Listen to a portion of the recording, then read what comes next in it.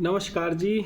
सो आज मैं एक चीज़ के बारे में बात करना चाहता हूँ जिसके लिए मुझे बहुत लोग बोल भी चुके हैं और मुझे ऐसा लगता है इसके लिए मुझे अपने आप से कुछ कहना है, क्योंकि यही मेरा माध्यम है मेरे मन की बात कहने का।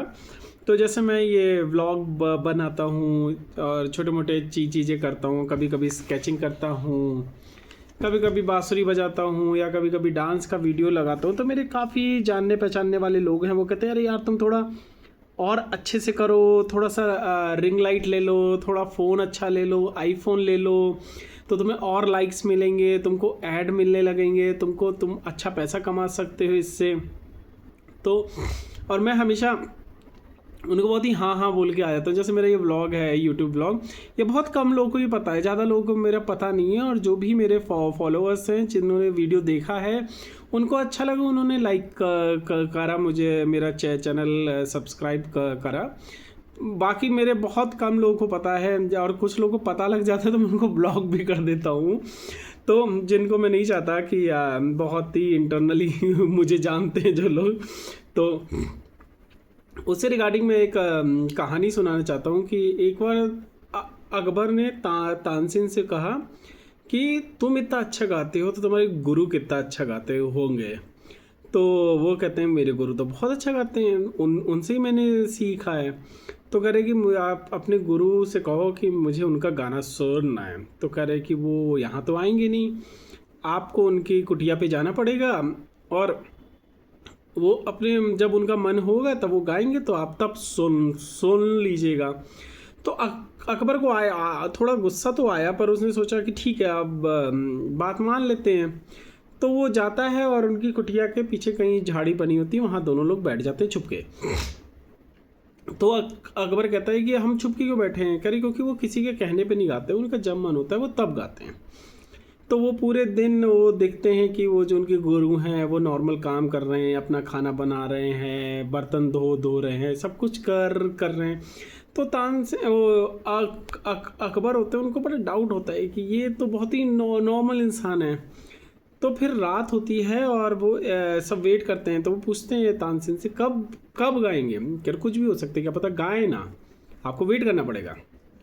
तो एकदम से उन्होंने अपनी वीणा निकाली, तो होते हाँ अब गाएंगे। तो बाहर बैठे और फिर उन्होंने अपना गाना शुरू करा।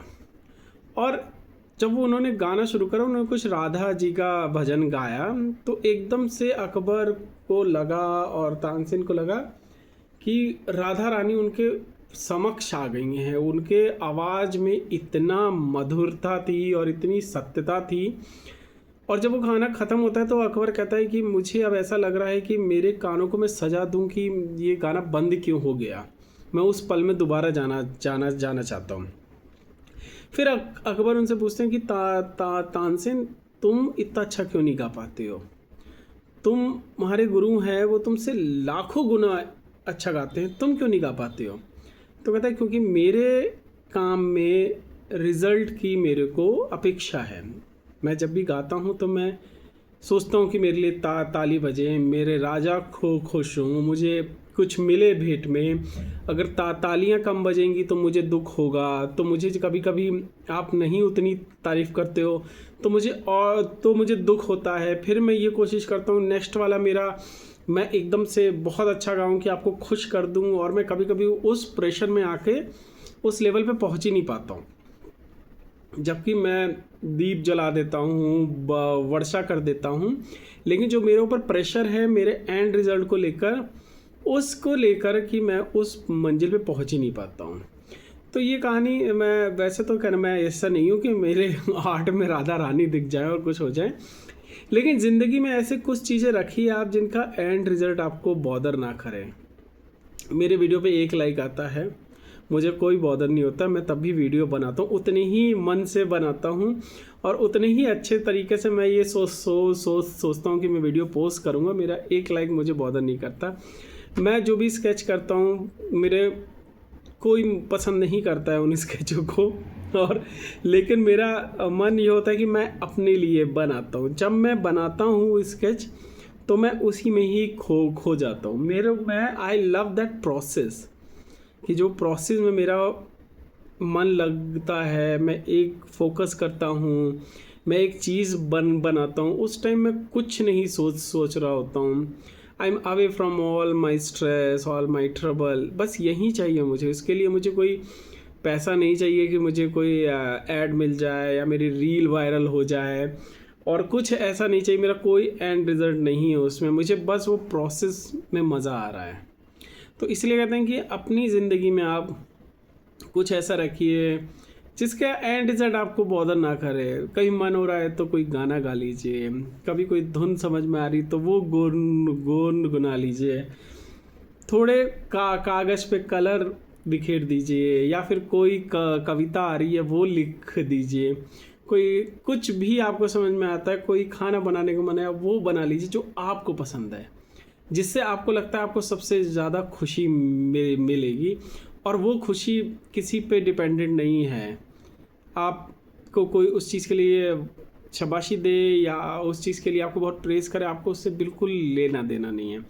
You just love that process, जो आप वो प्रोसेस को फॉलो करते हैं।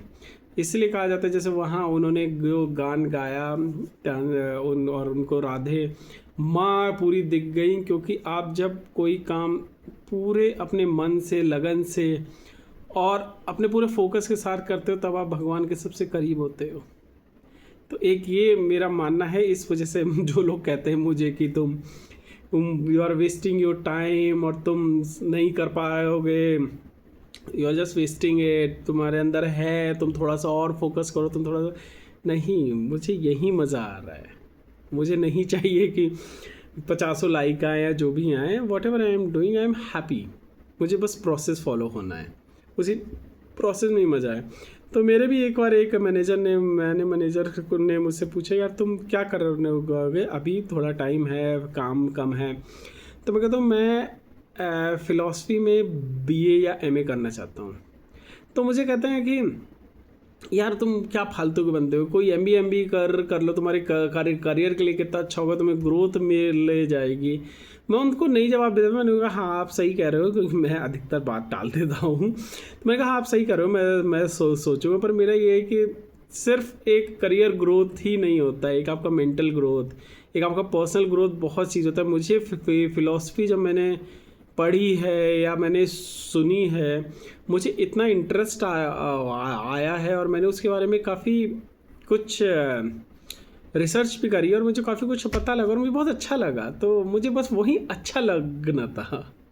तो आई होप कि मैं ऐसे ही बगैर किसी सोचे एंड रिजल्ट को अपना जो करता हूँ छोटा मोटा, बहुत ही स्टार्टिंग लेवल का, बहुत ही बचकाना, I am just happy to do that. जैसे गीता में भी कहा है, तू कर्म कर, फल तेरे हाथ में नहीं है, फल की इच्छा मत कर। आई एम जस्ट डूइंग दैट। तो आपके क्या व्यू हैं बताइएगा।